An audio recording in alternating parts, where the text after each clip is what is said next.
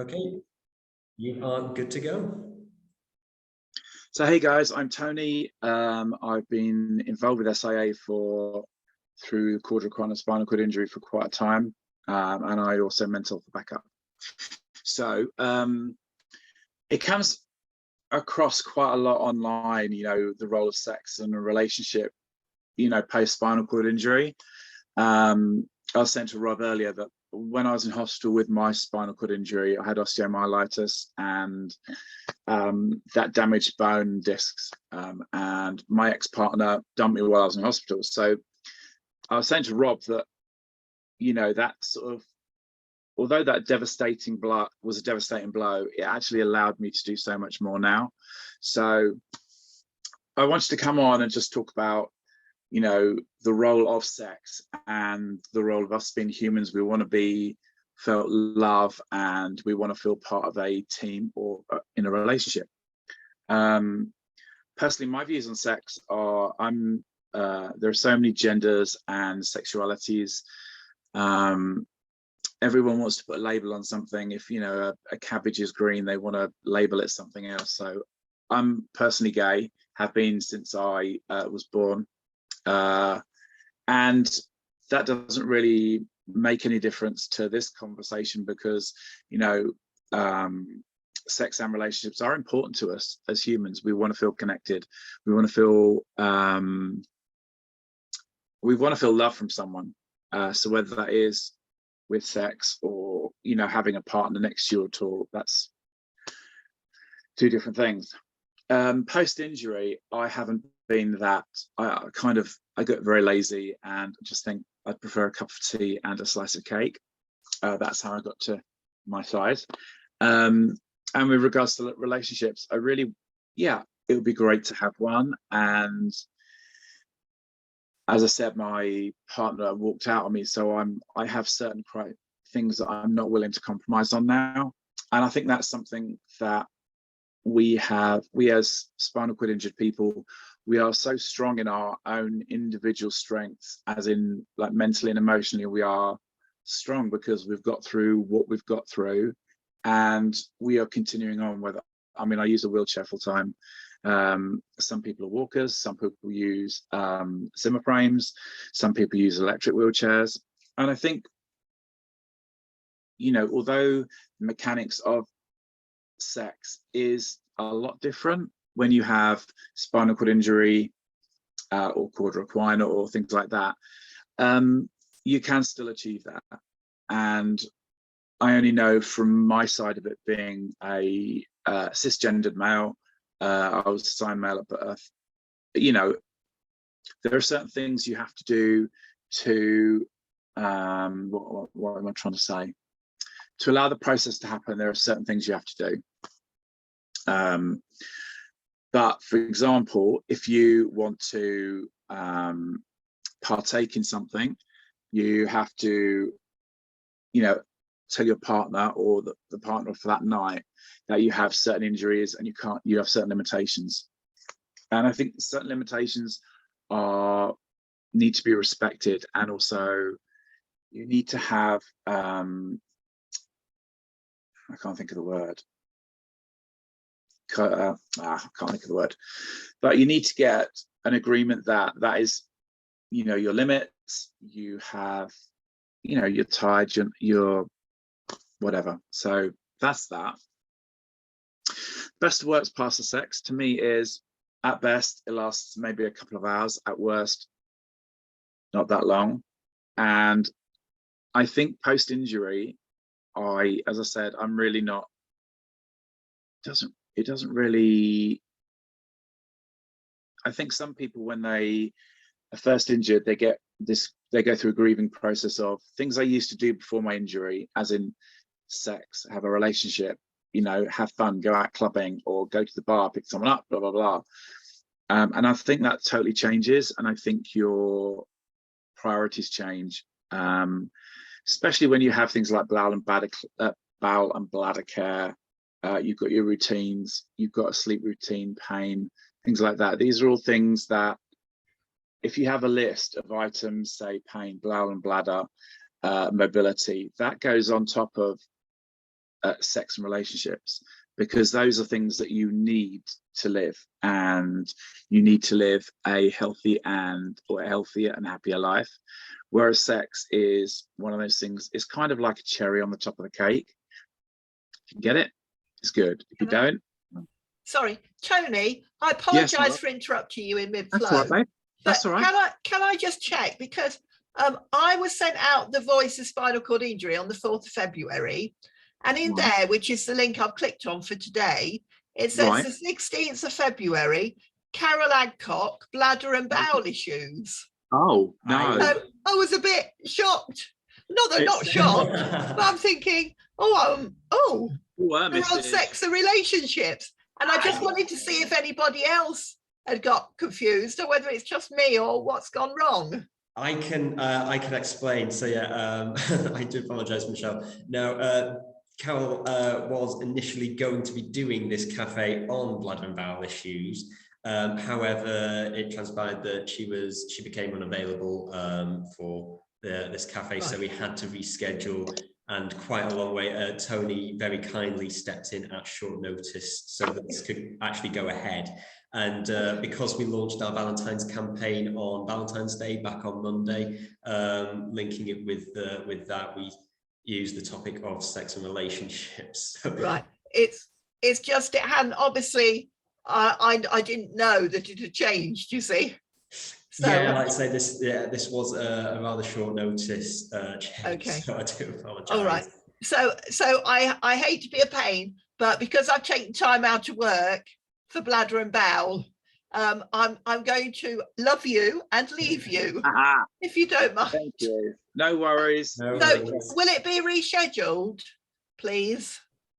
We will hopefully we will have a cafe on bladder and bowel issues, maybe even just bladder, maybe even just bowel as well, in the next quarter. So between 8. Great, because I think it would be useful. Yeah, absolutely. I don't know whether anybody else on the call today was also confused like me.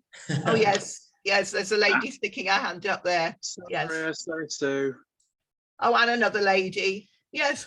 So yeah. Feel free to stay. Feel free to leave. But thank you very much. I'll have to get back to work, otherwise I'll be in trouble. Okay. My apologies for interrupting you, Tony. That's all right, my love. No worries at all. All right. Okay. Take care. Thanks, bye, everyone. Tony, I have a question. Yeah. Are we actually going to have kind of discussion on this topic of spinally injured and sexual relationships? Totally, absolutely.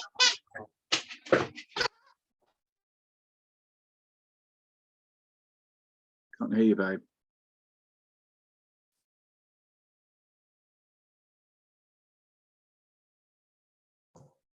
Everyone is muted except for you, Tony, and me just now. Okay, so yeah, there's was also the chat as well, which we can keep an eye on. Yeah, so I mean, what we can do is, if everyone wants to, I've done my little bit, and obviously consent is a big part of sex at the moment, especially consent, whether you are engaging in sex or a relationship. And consent, actually, I got told the other day, someone actually asked to consent to kiss someone, which I thought was a bit crazy. If you're in that position, I thought you would kiss them. But yeah, no, I'm happy to have a discussion about sex and relationships and what that means to you guys, because obviously you guys now know about me. It'd be great to hear about, you know, what your thoughts are on sex and relationships and how that's been impacted post-injury. That'd be really good. Is it Dazia Neil? Yeah, do you want to unmute yourself, and if you can?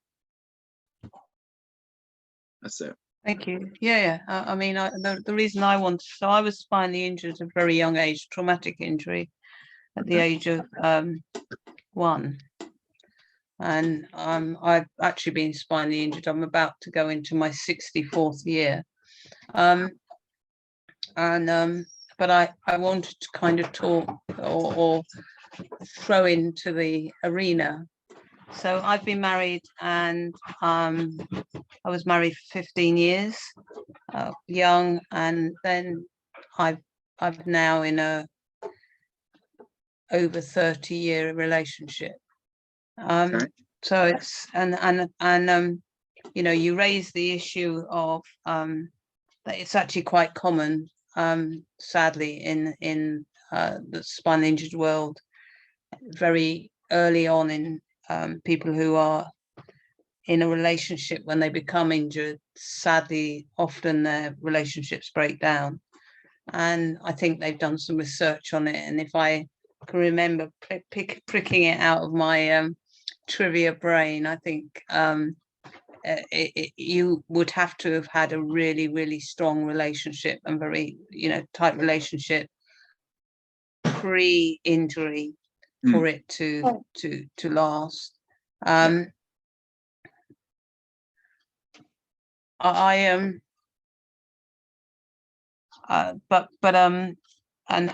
all my partners have been non-disabled as well.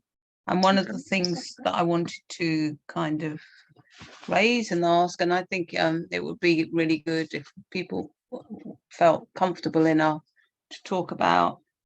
I mean, because I grew up with it, I've kind of gone through the phases where I've had people, you know, I've gone out to a disco dance, whatever, and people have actually challenged whether as a disabled person I can even have sex, let alone.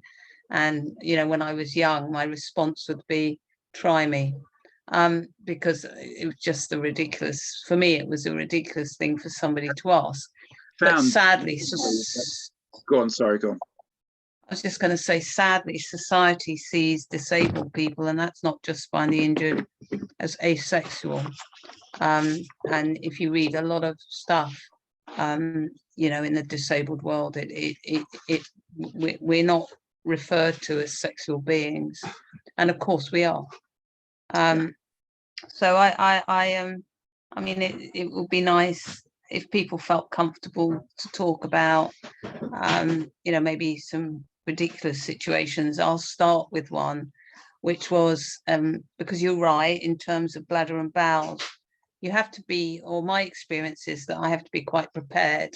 So if I'm going to, you know, I need to make sure that my bowels are empty, because of course that even though you can't control the muscles, a lot of things are involuntary, and trust me, that can be quite a messy affair, just to say the least. But the other thing is you know, like erogenous zones and things like that, because that's something else that can make sex for, say, high level, complete levels more interesting, or that they get something out of that. And the other one was so my stupidness as a teenager was that I used to say to people, you know, boyfriends and stuff, well, if I haven't peed on your lap, then we ain't in a relationship, because that was something that, you know, I when I was younger, my continence, most probably through laziness, wasn't actually that great. So I, you know, if I went to people's houses, I, you know, well, you're not a friend because I haven't peed on your sofa, and you know what I mean. It's a way of, you know, throwing it off but it would be nice to hear other people, you know, people's experiences, or stupid instances, if people are feeling comfortable enough to talk about it.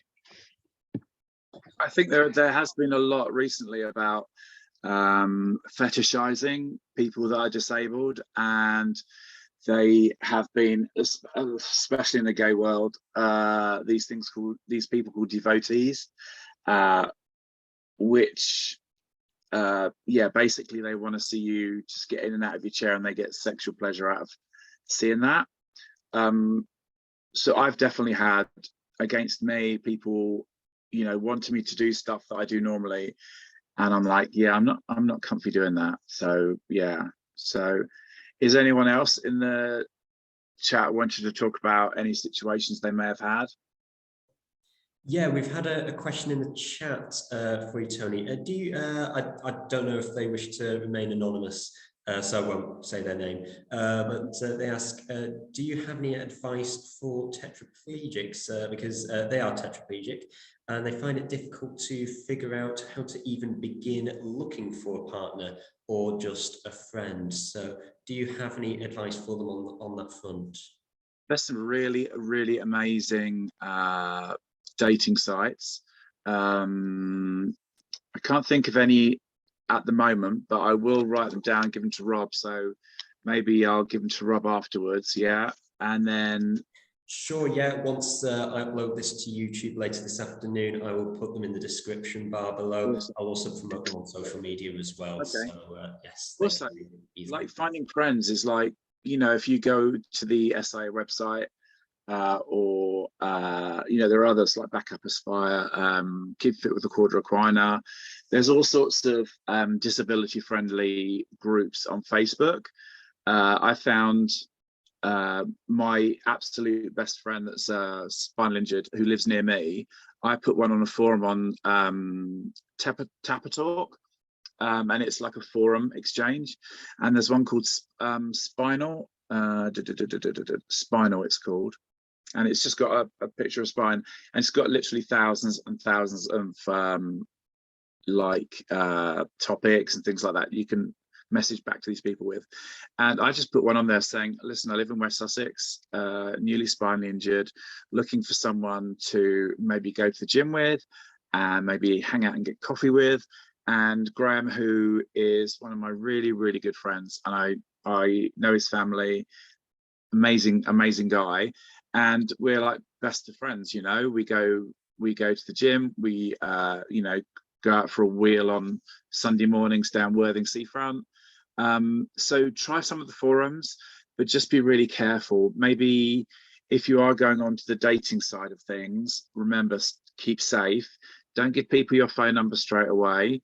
Don't give them your email address or your address straight away. If you feel safe enough that you want to meet someone, always tell someone else where you're going, who you're meeting, what they look like, what you've agreed you're doing. Say, I went on a date the other day and I was only going to the cinema, but my mate said, okay, so who is it? So I gave them his number. I gave them where we're going, what film we're seeing. I mean, you know, I'm a 48-year-old guy. If someone tries to any funny business with me, they'll just get a slap. But it's the same. We have to protect ourselves. People also think of us as people with disability or less mobility as somehow weak, or, you know, they can get something over on us. Well, that's the wrong thing. Not only, as I said earlier, mentally we're stronger probably than a lot of people. You know, we just have to deal with so many things. So yeah, dating sites and going on the forums are really good.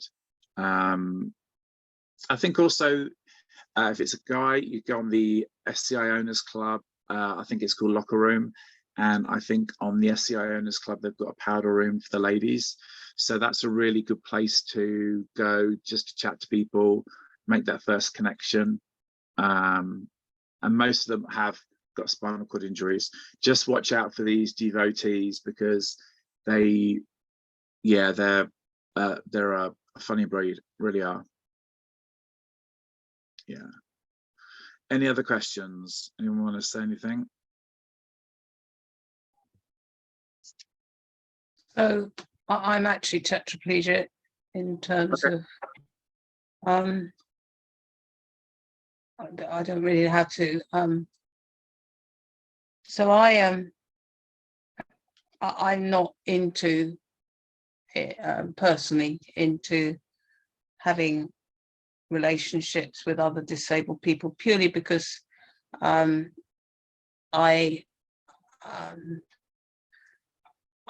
don't want the hassle, to be honest. I'm being quite truthful. Friendships and close friendships, absolutely. And I think that's, for spinally injured, that's incredibly important, because actually we're a strange lot.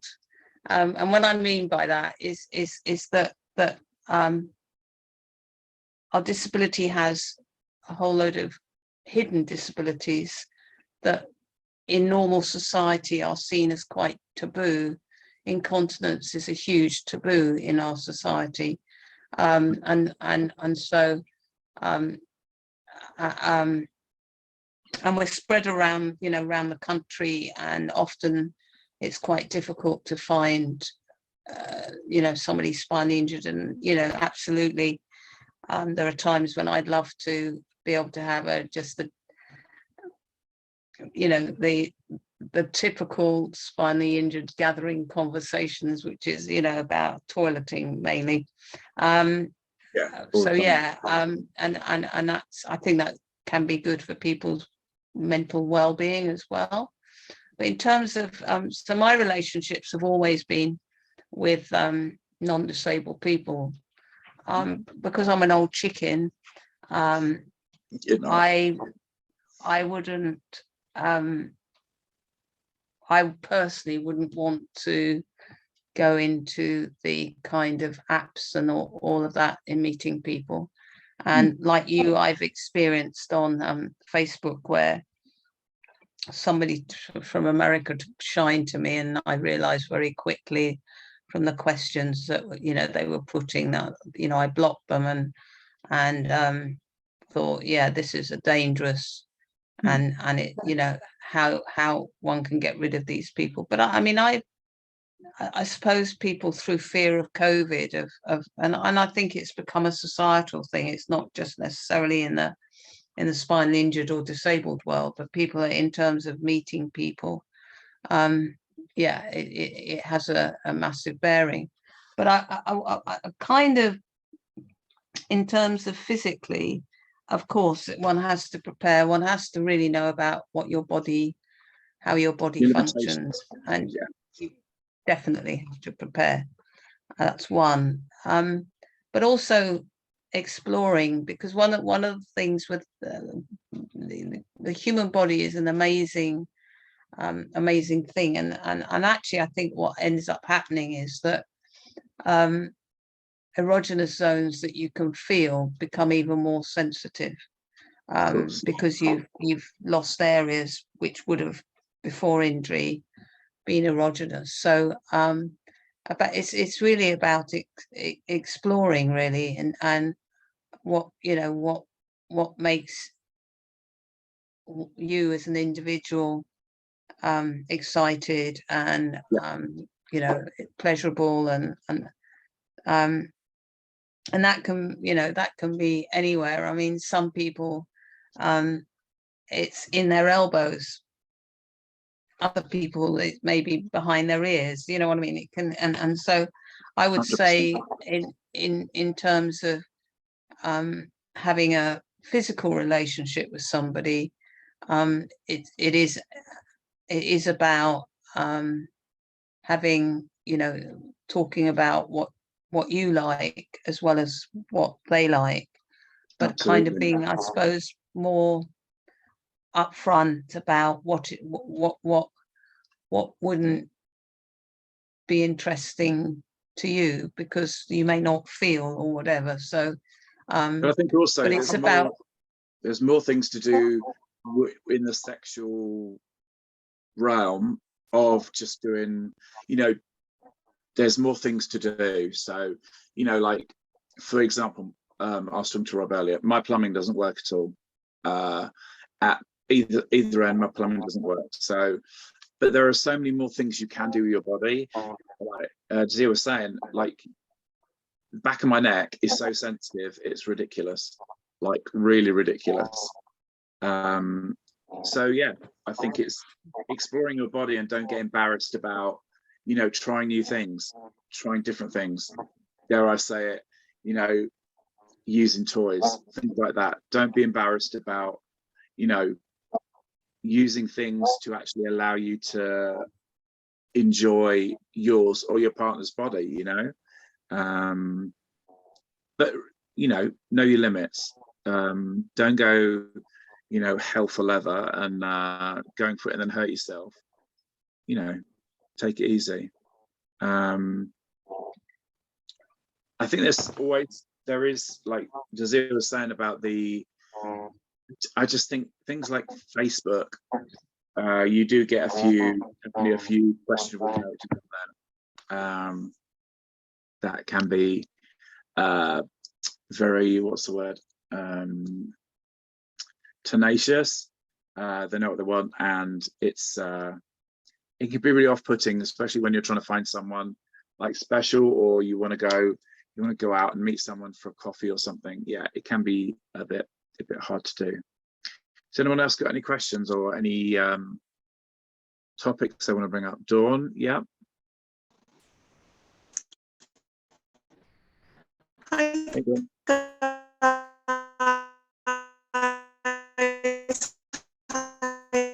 everyone. I might just put my video on at the end to say a quick hello, but my internet is not reliable. So, Okay. so far, Tony, you feel like my new, only because I think I identify with so much of what you're saying, and Zia as well. I have dated. So I have an incomplete injury at L1. So I use both the chair and crutches. So I have dated. I ended my relationship when I injured myself 18 years ago, just because it felt like one less thing to try and cope and adjust to at the time. So that was on me, but I think I made the right decision because it was such a huge change for me. I was in my 20s at the time and expecting a baby. So it was a lot for me. So one of the things I've personally found helpful over the years is, you know, the kind of psychological support we get when you first injure yourself, or all through our injuries, we have that available to us. That has been really useful to me because it's helped me to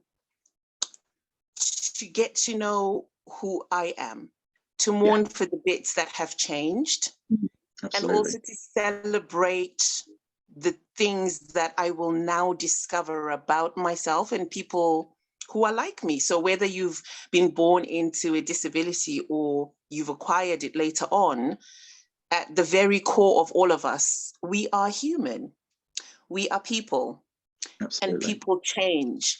And one of the things I've benefited from the therapy sessions I've had is viewing myself firstly as a person, and then getting to know who I am at that point in my life. So I've dated both an injured guy who I met at Stoke Mandeville, and just people I've met in other places who were uninjured.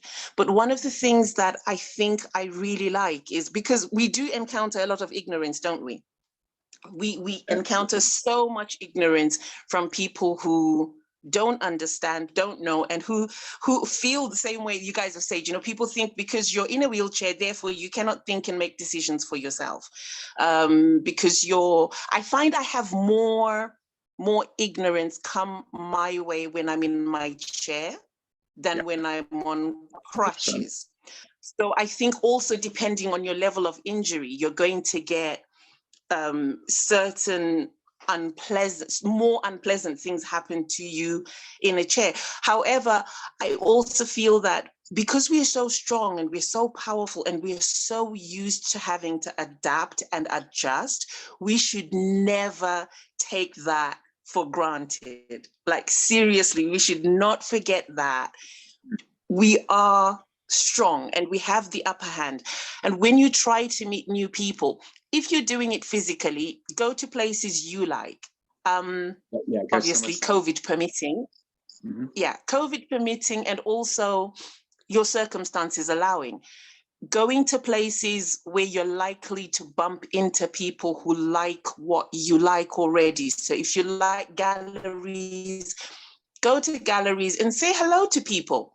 When you're standing or sitting and you're near, wherever you are, honestly, there are so many lovely uninjured people about them. We learn to gauge people, don't we? I'm sure we all maybe don't celebrate just because of being injured, or just because of having that dimension. You know, I've been through the stage like Dia where you're like, try me, test me. And then I thought, actually, no, I don't want to do that anymore. You know, but it's I think it's all part of growth and development as individuals. But again, I think it's so important to prioritize what you want and what you're looking for, because that's what uninjured people are doing, right? Oh yeah, totally. And I think the internet has come on. I mean, when I came out when I was 15, or a few years ago, like, you know, there wasn't any internet, so you went out, obviously not then, to a bar or whatever, and then you met someone, and that's how dating started. Whereas now it's people hide behind maybe a fake profile picture or a fake profile, and then you actually chat to someone, and then you think to yourself, well, who the hell are you? You're not the person on the picture, and you don't sound like how you sound on the texting or whatever. So it's just being really careful, isn't it, and protecting yourself. Totally. And like you said, even when it comes to the physicality of relationships, I happen to have quite a lot of friends who don't have spinal cord injuries, and some have no disabilities according to the world's definition of disabilities. But one of the things that I've realized is, whether we have an injury or not, our bodies do change. And Absolutely. like Dia said, allow yourself for where you are, because at every age in life, I'd like to believe that our bodies are changing anyway. And when you have an injury, I think that can be an advantage because of the hypersensitivities. And eroticism isn't just about sex, it's like music, it's like, sorry, Tony, I didn't catch that. No, I'm just saying, like you say, you know, our bodies are changing throughout our life, and whether that's changing physically or emotionally or whatever. But I think when you get an injury, it happens so quickly that it's almost like your body's changed beyond belief, but then your brain has to then adapt to how your new body is. And I think sometimes it's really hard for people who aren't injured to understand, and for people who sometimes, I know people that are having a lot of sex and they're injured and they're loving life. So I think it's just knowing what you want for your body. And, you know, if you're a really sexual person before your injury, you know, that might change. It might not. You might be an absolute horn dog. You might really want to get it all the time. But personally, me, cup of tea and a slice of cake. But yeah, I totally get it. I totally get that. And I suppose it's being compassionate with ourselves as well, because if we can do that, then we are going to not take as much nonsense. I mean, mind you, we have had nonsense. I have had people ask, like Dia was saying, so can you have sex? Would you have sex? Would you? But if I want to, yes. If I don't want to, no. Exactly. But did they ask their non-injured friends that? Would they ask that to their people that haven't got disabilities? Would they say, you know, can you have sex? It's like, yeah, if I want it. Would they ask their friends that? As do you know what? As I've progressed in my injury, so the longer I have been injured, I suppose with how I respond to people's questions, because I also find that there are people who look at you and they genuinely want to know what you've done. They're just so the questions are different depending on whether I'm using a chair or I'm using crutches. Yeah.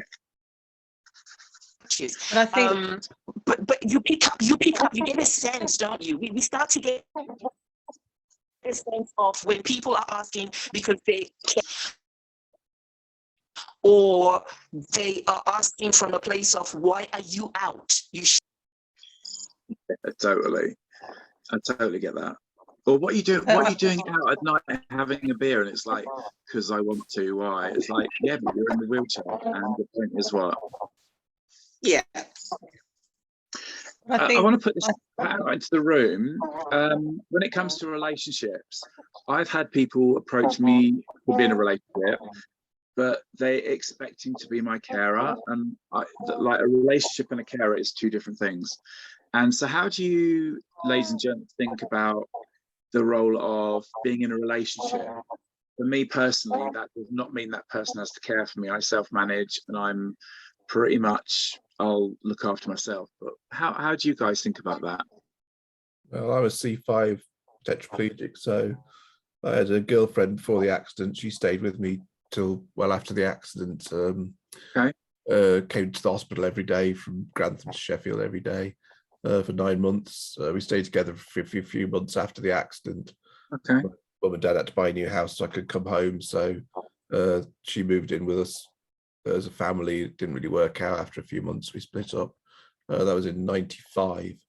Then I had a carer, living carer, in '99, and we actually started a relationship for a few months. And that gave me enough confidence to kind of branch out and get my own house and stuff like that. So, but that was 1999, and I haven't really been with anybody else. Well, I haven't got any friends or anything. I've been pretty much on my own since then.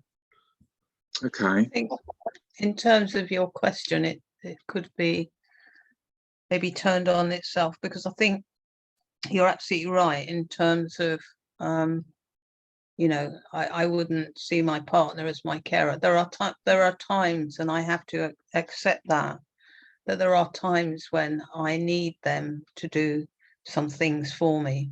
Yeah.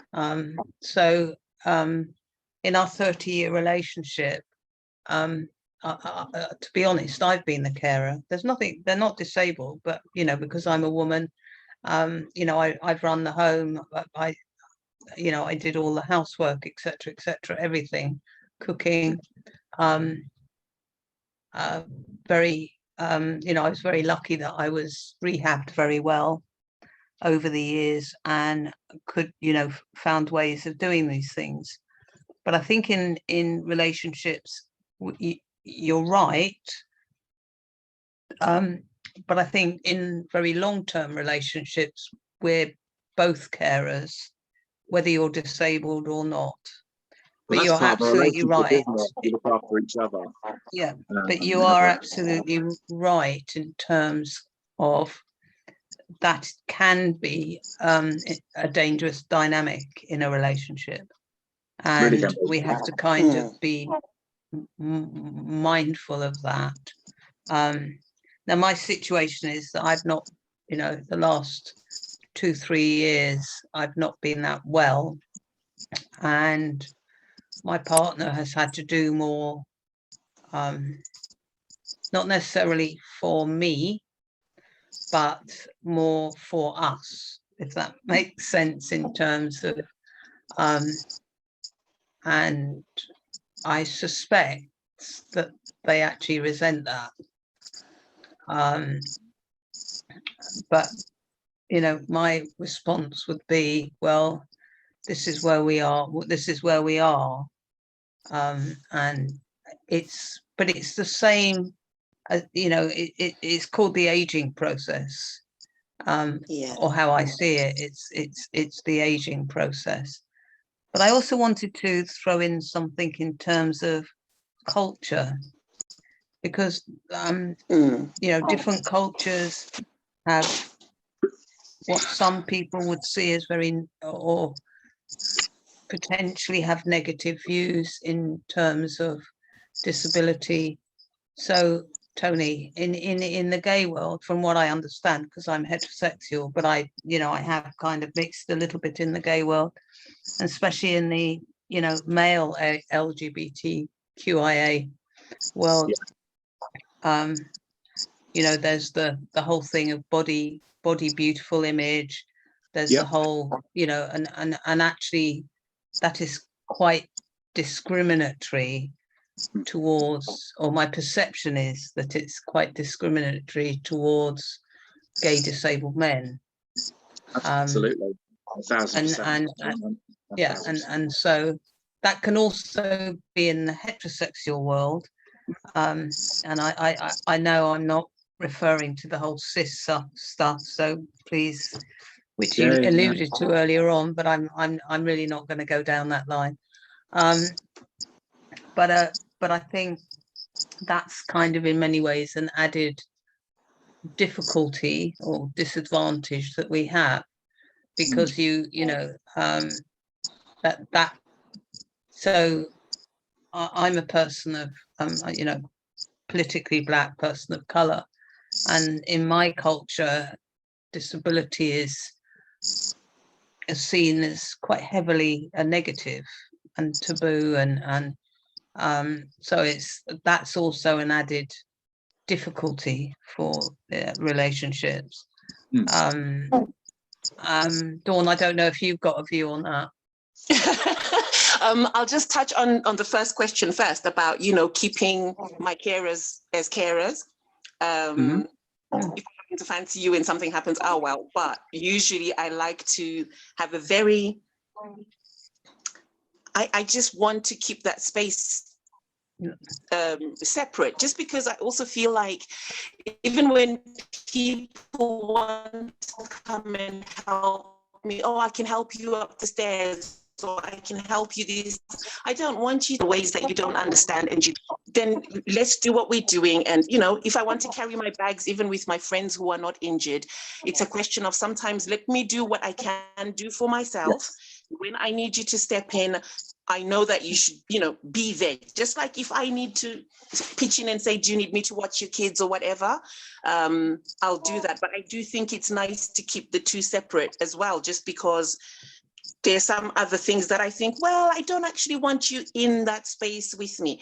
Maybe if I was married and we were aging, it would be different, because my parents have switched roles as they've aged, just because they're getting old, So I know that in relationships, sometimes there's that element of caring for each other in different ways as you age.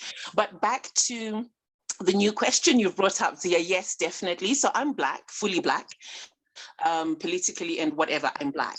So yes, there is a lot of ignorance. There's a lot of ignorance. I have to say I encounter it more when I'm with, so I've got a family that's got loads of interracial marriages. The worst things I've experienced they tend to come from the Black and Asian side of the family. Just because I think it's cultural, there's once you're disabled, they really think it's inability. So they want to limit what you can do. They want to limit this, limit that, limit that. But again, I've learned as I've gotten older, I'm 43 this year, and I think I'm a lot wiser than I would have been if I wasn't injured, because I've realized that in most cases of ignorance, and some of it is stupidity, that's their issue. And I must try very hard not to make it my issue, because if somebody is going to discriminate against me because I'm disabled, if that makes me ugly, then you have a problem. If my size is an issue for you, it's an issue for you, not for me. So again, it's that mental toughness.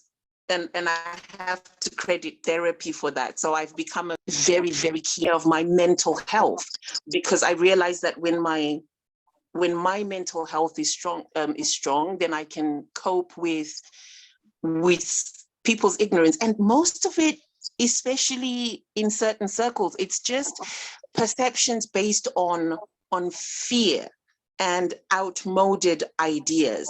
So for me, learning to drive was something I did after my injury, only because I could never face doing it before my injury. And those little things that I can do for myself as little accomplishments mean so much to me, because when I do encounter people who are,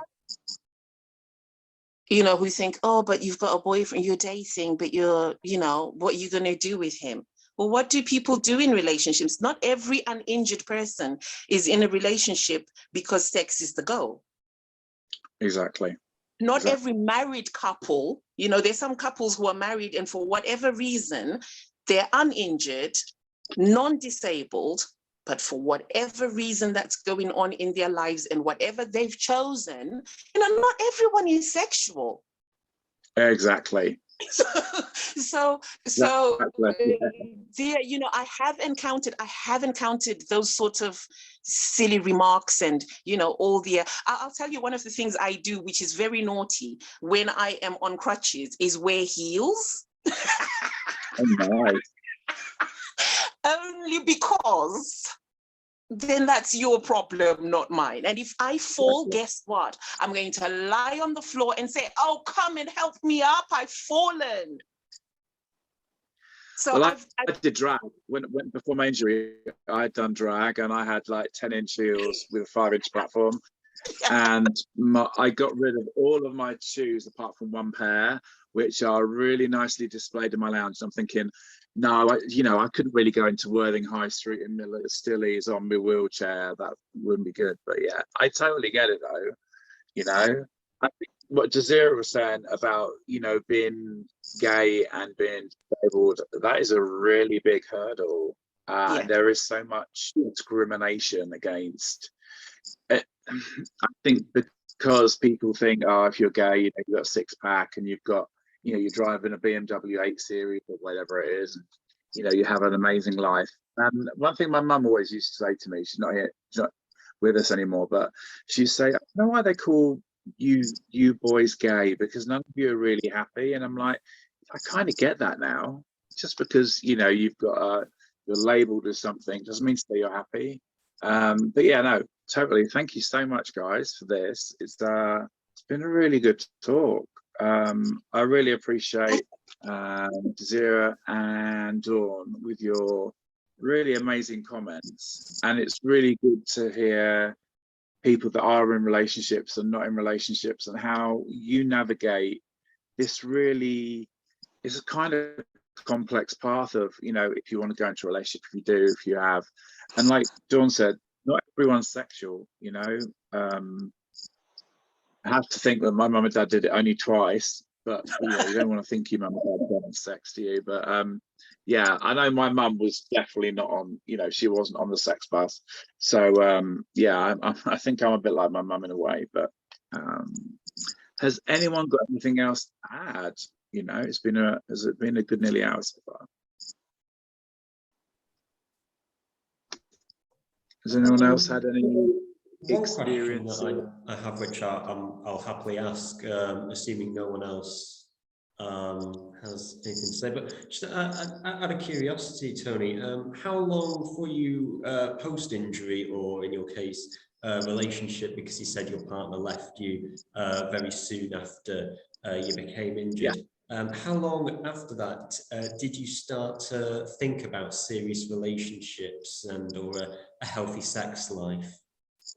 I think it was probably a good couple of years.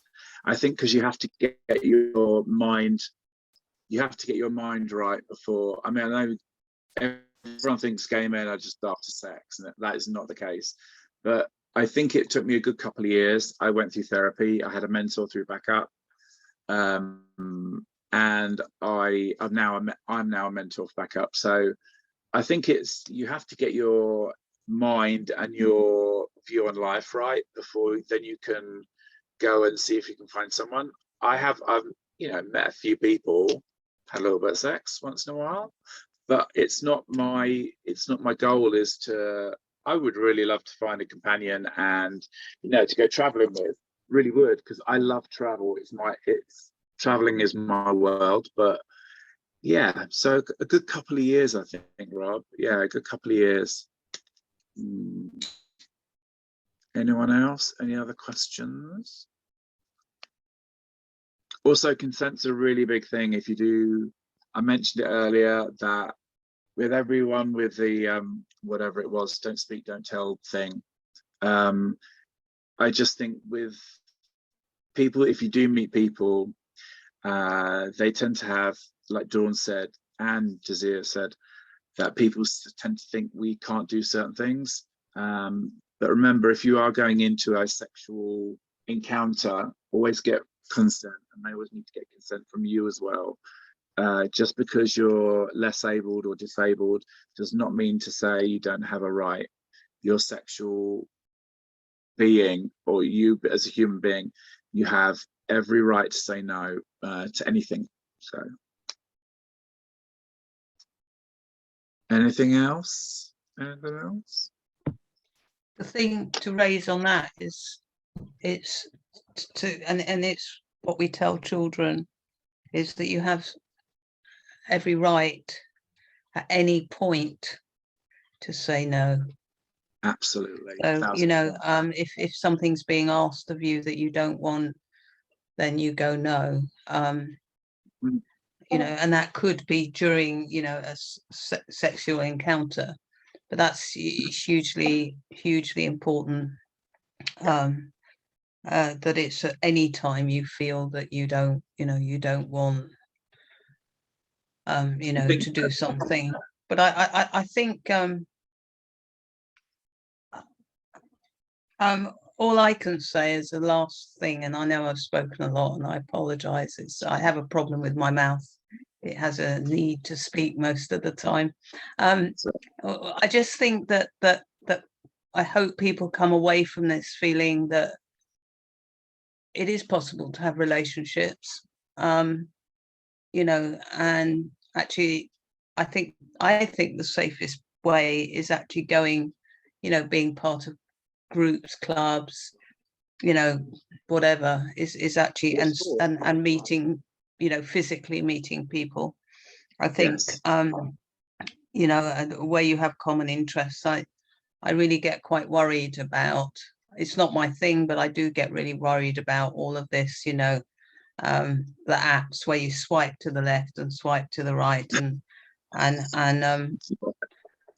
you know, and I we're not none of us, whether we're disabled or not, we're not commodities, and so I, you know, being an old chicken, I think the old-fashioned way of finding somebody is actually, you know, physically meeting people in pubs and whatever, and then getting to know them is much safer, much safer, and safer for your well-being, and not necessarily a physical well-being, but a mental well-being, and that, you know, that you're not being conned by people, you know, with lies and stuff like that. So that's the only thing that I've really got to say. And thank you very much, Tony, and that's all right. For that's you know, point, because last year I met someone online, and they were in France, and they were basically, after about 2 or 3 weeks of just chatting, and then you get the, you know, they can't answer the phone or something like that. And so I'm always very prickly with, you know, if I can't contact someone, I'm not like someone that texts 100 times a day. I'm not like that kind of person. But and I said, oh yeah, it'd be great to speak to you. Oh yeah, my phone isn't working at the moment. So I was like, okay, yeah, fair enough, red flag. And so then I couldn't call them or leave them a voicemail. So I thought it's fine. And then you get the phone call saying, or you get the voicemail saying something really awful's happened. My dad's died or something like that, which could be awful if it was true. I need to pay a flight out to Manila or something like that. So just be really wary of, Jazia said about people actually, if they call it couture now, and really sort of manipulating disabled people into a relationship and or sex and or a monetary or an abuse situation. So you've got to be really careful.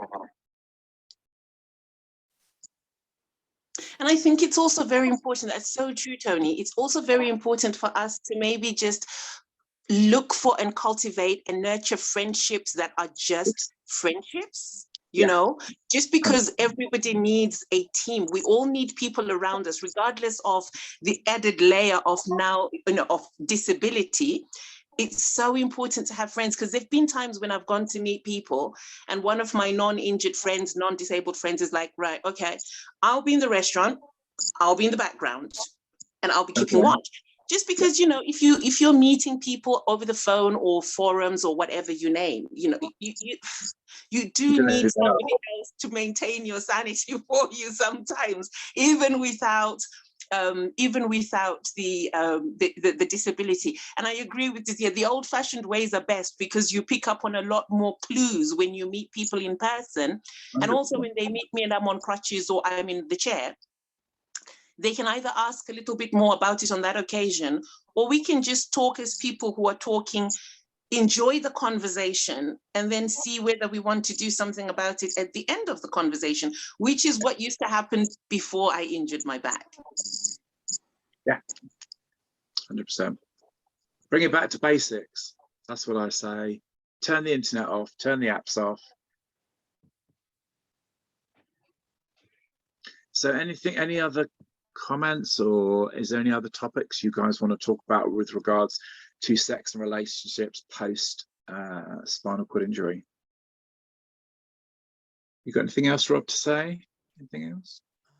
I don't think so, and that brings it up to a nice sort of round hour or so. So I think we shall probably call it there. It's been a fantastic discussion. So, and thank you very much, Tony, as well, coming in at short notice as well to do this. So, you know, thank you so much, and it's been great to hear people's different contributions. Thank you so much for contributing and also for listening in as well. It's been a terrific discussion. I've loved being a fly on the wall essentially during this discussion. So I shall upload this to our YouTube channel so you can go and watch it again if you so desire.